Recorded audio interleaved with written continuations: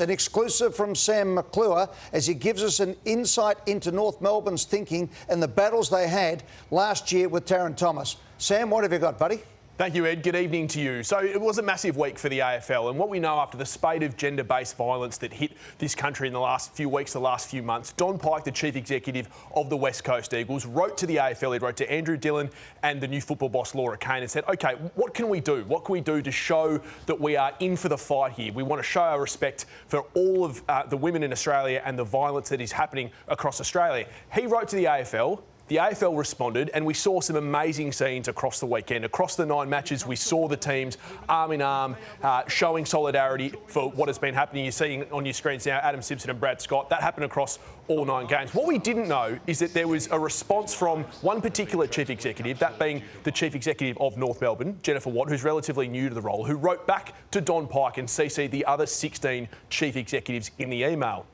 She went on to talk about the frustration that the club had and its attempts to try to rehabilitate Tarryn Thomas. We were struck by just how hard it was to find programs to support behaviour change, and this was someone who was considerable resources and support around them. Speaking, of course, of the dealings of Tarryn Thomas, who has now been sacked from the club. We eventually found a combination of programs for Tarryn, and even though he ended up completing 4 different programs, which is new information we didn't have, included extensive combination of education, therapy and participation style programs, we were not able to meaningfully change his behaviour. That's the key part there. We were not able to meaningfully change his behaviour. Now, Ed, for me, there are 3 things journalistically that come from this. One, it's the first time that the club has gone into detail, at least publicly, and it wasn't for public consumption, it was for the other CEOs, but we came across this this evening. The first time they've gone into detail about some of the things they attempted to do.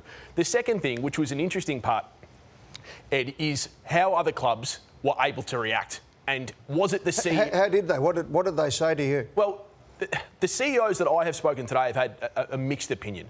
And some of them have... It's led to that really interesting culture debate that I know you would have dealt with over your 20 years, Ed, and I know Jimmy, as a footy director, you would be dealing with now. Some clubs are sort of saying, we understand and we appreciate what North Melbourne have been through with Tarryn, and they've tried to help him, as Jennifer said, as much as they possibly could. But that isn't necessarily going to put us off from potentially offering him a contract in the future. And for me, that was an extremely interesting part of it. Well, it's going to be an interesting one. As we said last week, it has to be an AFL issue, and we have to understand those situations. I think what's been really great about this story is just how much work North Melbourne did, and we know Sonia Hood's work in this area. North couldn't do any more than what they could possibly do last year, and to be honest, they've looked after this player. It's leaked out, but it's actually, if you can have a good positive leak on the work that North Melbourne did, then that's it. Can I add to you that I spoke today to Will Alstergren, who's the Chief Justice of the Family Court of Australia. There's no one who's more involved in these things than Will Alstergren, and he has been talking to the AFL, talking to people in the community like myself, about how do we put together these programs, because it's not something... That was the third thing that I was going to say that came from clubs today.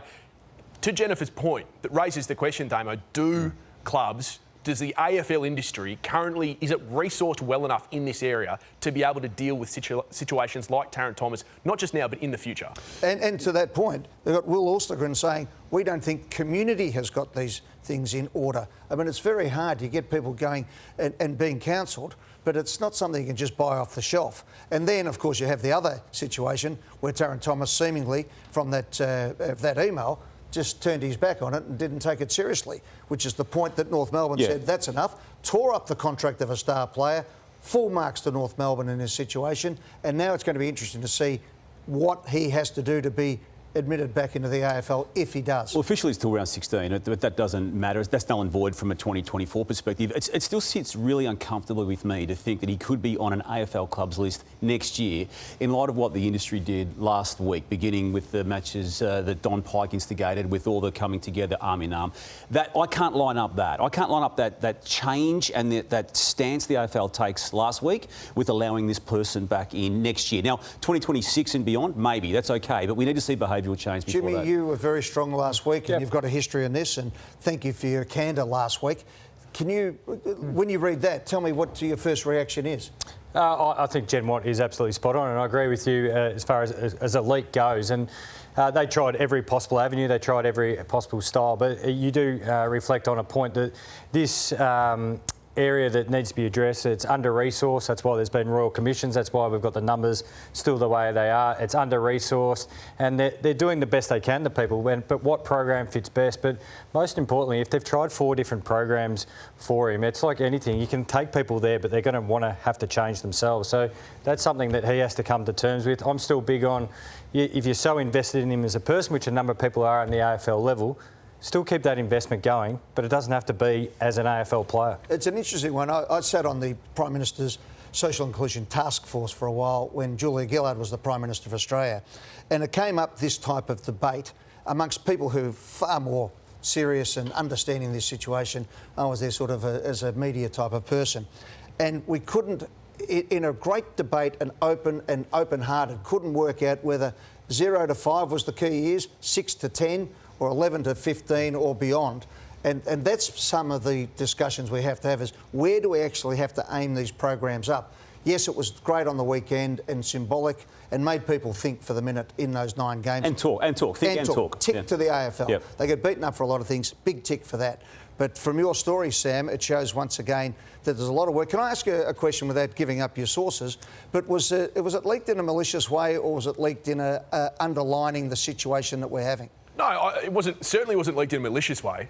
I think without revealing anything too close, it was revealed in a way that was, okay, this is interesting.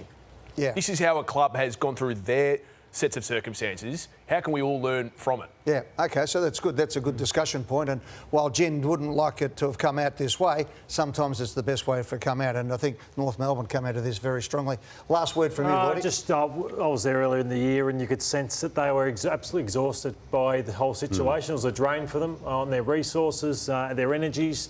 And I've been around teammates in the past at the Bombers where they get too much attention spent on them, and a lot of the players who are doing the right thing have no time spent on them because they're a drain on everyone else. So even though it might be tempting for some clubs, I doubt it'll get past board level that he'll be playing on that. Very interesting, and also the challenge is now on in the community.